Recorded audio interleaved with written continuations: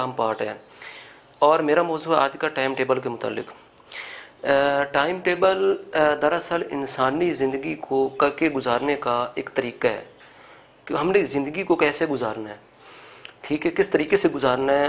सुबह से लेकर शाम तक हमारी ज़िंदगी में ये 12 घंटे होते हैं, 12 से 14 घंटे होते हैं। वैसे तो 24 घंटे इंसान की ज़िंदगी है, लेकिन कुछ उसमें सोने का टाइम होता है, कुछ उसमें जागने का टाइम होता है, कुछ यानी मुख्तलिफ उसमें पार्ट होते हैं। तो हमने अपनी इस ज़िंदगी को कैसे गुजारना है, इसके ऊपर हमारी वीडियो है। इंसान और हैवान के अंदर जो बेसिक फ़र्क है वो यही है कि इंसान अपनी ज़िंदगी को एक टाइम टेबल के ज़रिए से गुजारता है, जबकि हैवान ऐसा नहीं करता।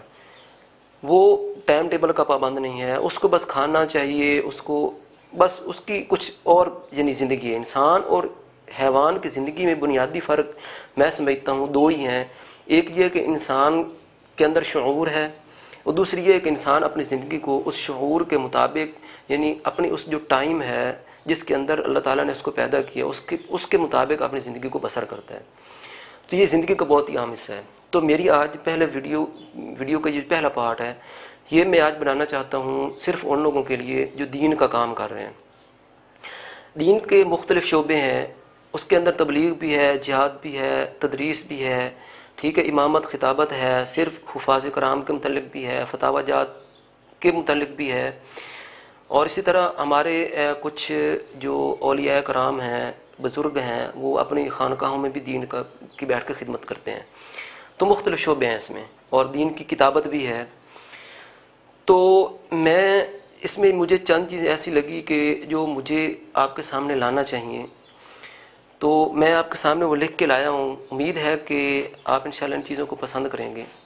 सबसे पहली बात यह है कि मैं सिर्फ ये वीडियो बना रहा हूँ सबसे पहले अपने आप को एहसास दिलाने के लिए, ठीक है, ताकि आपकी वजह से, आपको बयान करने की वजह से मुझे भी एहसास है और मैं भी अपनी ज़िंदगी को आप लोगों की तरह गुजार सकूँ, सबसे पहले। दूसरी बात यह है कि कुछ चीज़ें ऐसी हैं कि जो हो सकता है आपको अगर कमी महसूस हो तो आप अपनी इसलाह कर सकते हैं।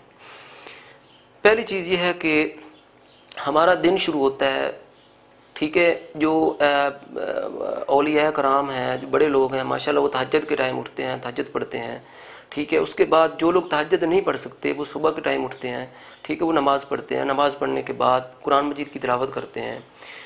तिलावत करने के बाद, ठीक है, जो अच्छे लोग हैं, नेक हैं, परहेज़गार हैं, वो इशराक चाश की भी पाबंदी करते हैं। लेकिन ये एक मखसूस लोग हैं जो करते हैं। मैं एक उमूमी टाइम टेबल बयान करना चाहता हूँ।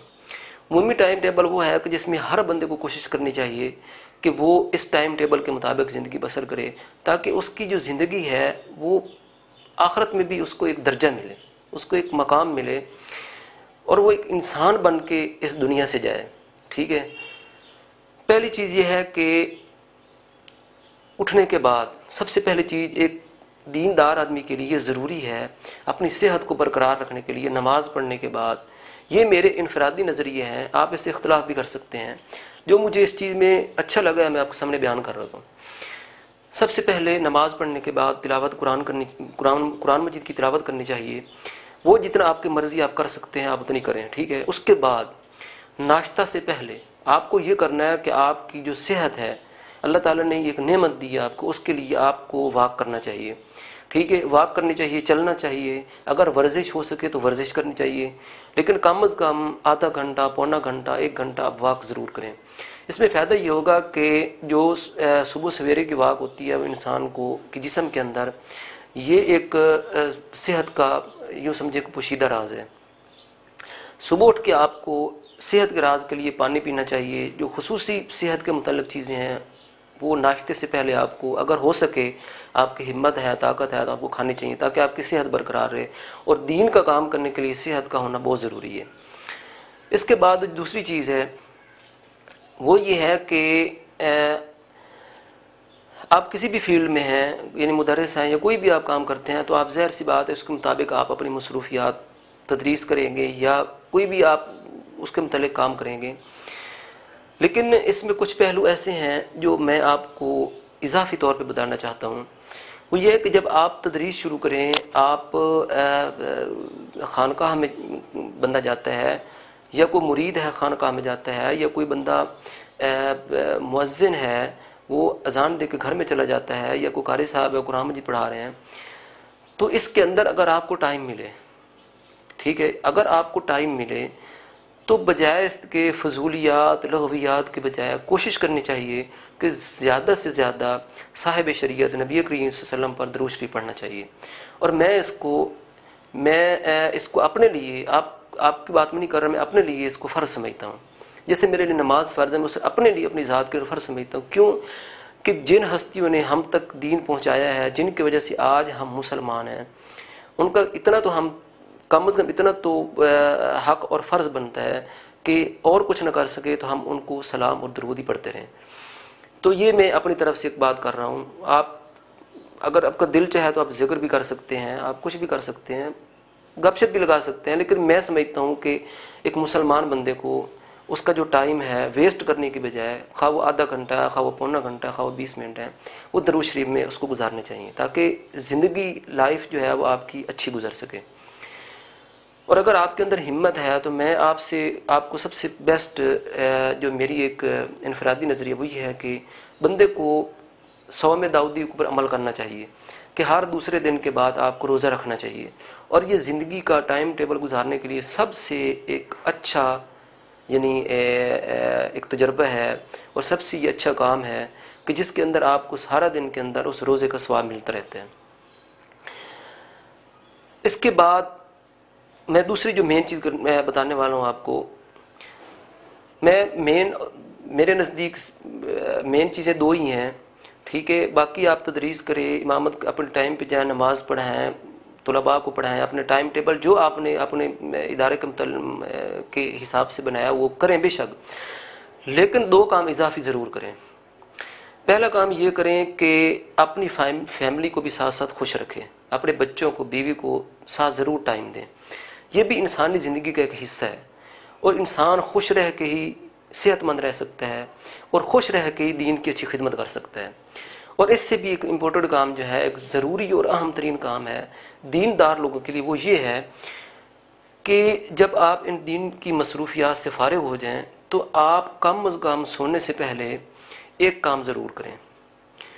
वो काम ये है कि आप 10 मिनट, 15 मिनट, 20 मिनट, 25 मिनट, आधा घंटा, जितना आपसे टाइम मिलता है आपको, आप बिल्कुल फ्री हो जाएं, फ्री माइंड हो जाएं कि आपके साथ कोई भी ना हो, और आप आंखें बंद करके इतना करें कि उस जहाँ पे आप ये काम कर रहे हैं, जिस मुआशरे के अंदर आप ये काम कर रहे हैं, जिस बस्ती में काम कर रहे हैं, उस बस्ती के बारे में आप सोचें कि मैं इस बस्ती में दीन का काम कर रहा हूँ और इतने सालों से कर रहा हूँ, इतने महीनों से कर रहा हूँ, आया मेरी वजह से कितने इसमें चेंजिंग आई है, कितने लोग मसाइल से वाकिफ़ हुए हैं, कितने लोगों को दीन की तरफ रग़बत हुई है, कितने लोग दीन की तरफ माइल हुए हैं, वो परसेंटेज निकालें।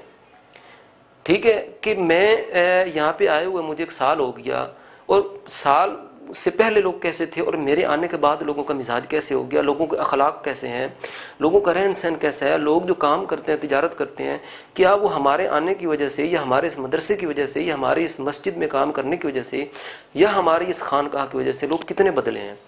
इस चीज़ की फ़िक्र ज़रूरी है, चूँकि बग़ैर फ़िक्र के जो दीन का काम है, मैं इसको समझता हूँ कि ये एक कोशिश है, लेकिन एक यूँ समझे कि आप एक प्याला है लेकिन उसमें जाम नहीं है, उस प्याले में आप जाम भरें और फ़िक्र का जाम भरें।